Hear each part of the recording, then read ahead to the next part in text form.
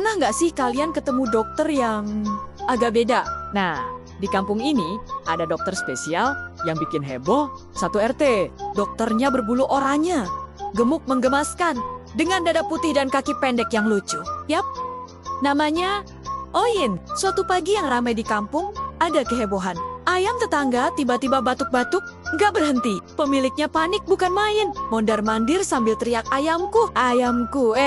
Tahu-tahu muncul sosok yang profesional. Si Oyin dengan gagahnya datang, membawa mainan yang mirip stetoskop di lehernya. Mukanya sok serius banget, padahal lucu. Dengan langkah yang dibuat-buat berwibawa, dia mendekati si ayam yang masih batuk-batuk. Dan yang terjadi selanjutnya bikin semua orang melongo. Oyin dengan pedenya mulai memeriksa si ayam pakai cakarnya. Si ayam yang kaget langsung berhenti batuk. Mungkin saking kagetnya lihat dokter berbulu ini. Alhasil, bukannya khawatir, semua orang malah tertawa geli.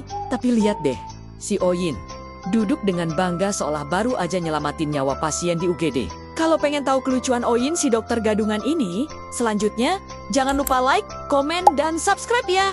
Karena masih banyak kasus medis yang siap ditangani sama dokter spesial kita ini.